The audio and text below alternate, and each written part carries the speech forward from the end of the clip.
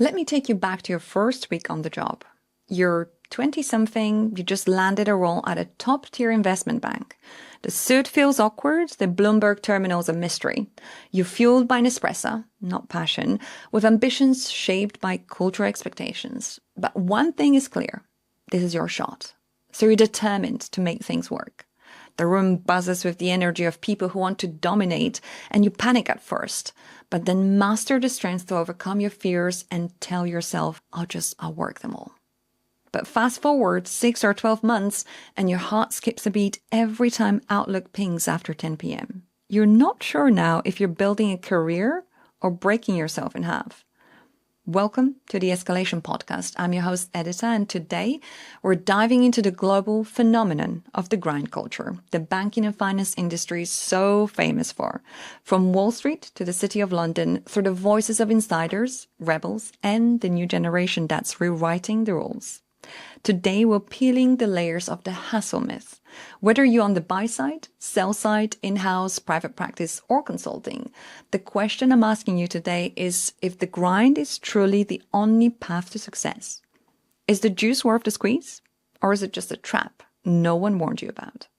I have to confess, I know the grind quite intimately. The constant push, the long hours, the pressure to keep going, to keep delivering the best results. Always on the relentless chase for more emails, more hours, more output, and the work-life balance that you quickly realize actually does not even exist. But the grind and hassle wasn't actually the main reason why I left the corporate environment. I think I was actually quite good at managing my human, whom I trained to deliver, to excel, to strive, to impress, and ignore any signs of burnout. But something really unexpected happened. I left the corporate life convinced I found my freedom. But instead, I walked right into a trap of the entrepreneurial grind.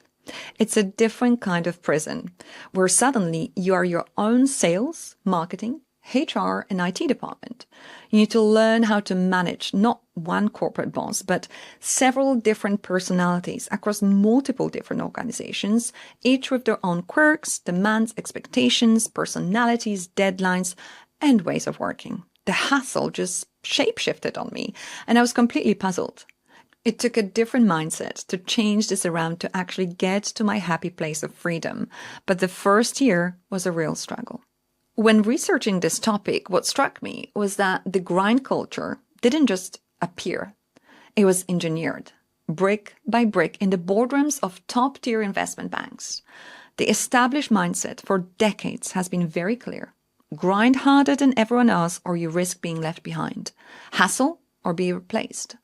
The veterans of Wall Street, the City of London, and global financial hubs have always lived by the creed that success is earned through sheer hassle and tireless effort. This mentality isn't just a cultural norm. It's become an unspoken law that drives the industry. Competition is fierce and the stakes are high. If you can't handle the pressure, you don't belong at the top.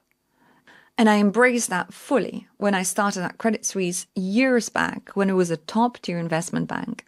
I've also since worked with many young professionals who feel compelled to be first in the office and the last to leave. And then the pandemic came and dared to intervene with this established landscape, pulling the rug from under the high-speed, in-office grind culture that had defined our professional lives for decades. Suddenly, the relentless march of early mornings and late nights in crowded offices came to a halt, replaced by the quiet hum of home offices, living rooms, and kitchen tables. For many, working from home wasn't just about adjusting to new technology, it was about recalibrating their entire relationship with work. The boundaries blurred, with some finding solace in flexibility and others struggling with the isolation. But perhaps the most unexpected twist was how the grind culture, once tied to physical office spaces, did not just disappear. It morphed. It shape-shifted on us again. Whilst the commute disappeared, the pressure remained. In fact, many found themselves working longer hours, fueled by an ever-present sense of needing to prove you're still working, moving the mouse.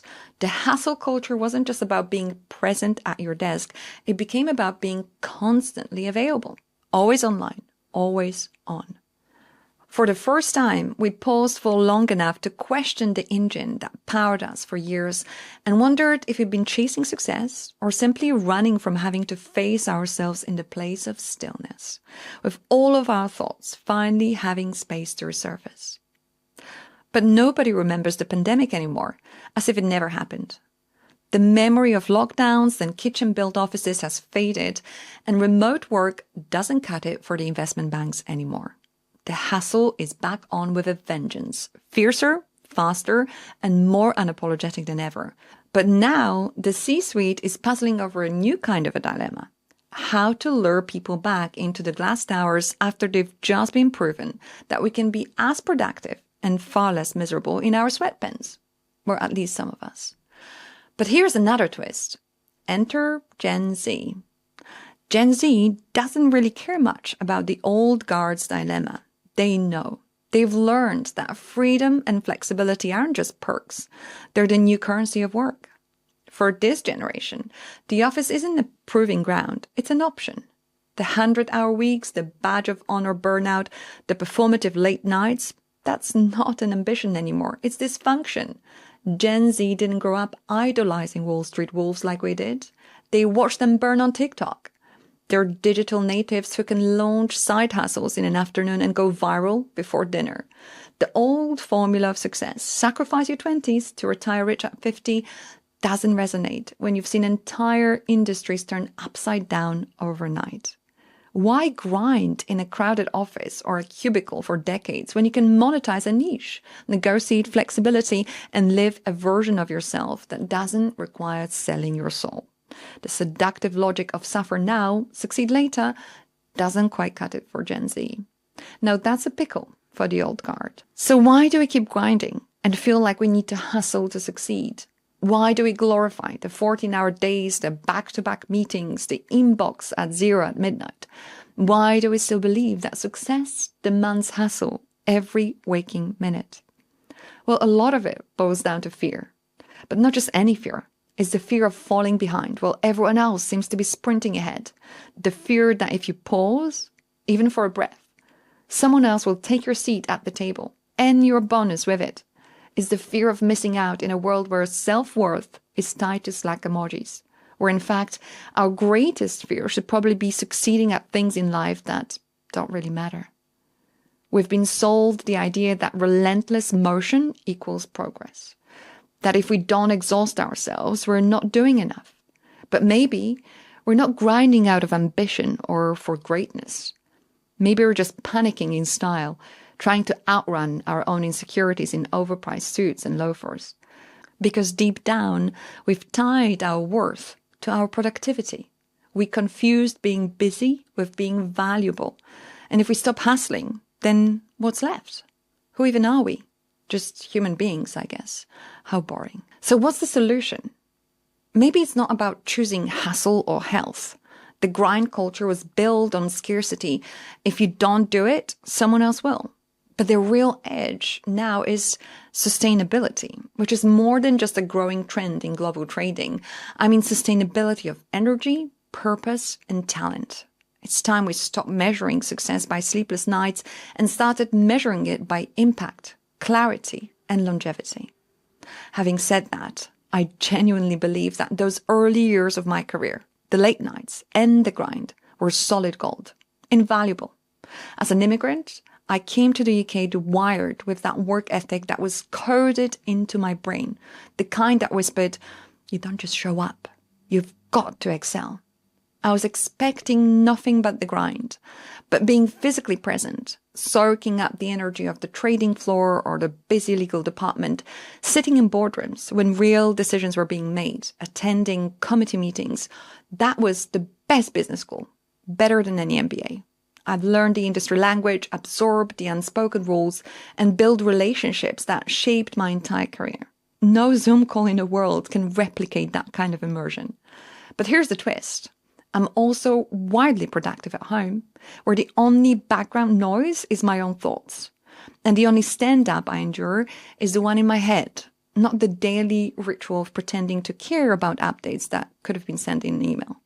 So for me, it's not a binary choice. It's about designing a rhythm that actually works. one that honors deep focus and real connection.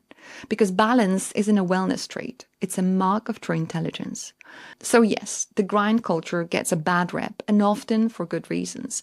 But let's not forget, when used intentionally, the grind isn't a curse, it's a catapult. In the early stages of your career, there's a real power in leaning in, outpacing expectations and quietly building a reputation for excellence, while everyone else is still trying to find a coffee machine. When it's driven by intention, not addiction, the hustle becomes a weapon. It builds momentum, hones your instincts, and earns you leverage. The real flex is knowing when to push and when to pivot. When you grind with purpose, not just pressure, you don't just survive the system, you learn how to beat it, and eventually you're not grinding anymore to get in the room. You're choosing which room to walk into and whether it's even worth your time. So I say grind if you so desire. Just make sure it's your wheels that are turning and not someone else's machine. Until next time.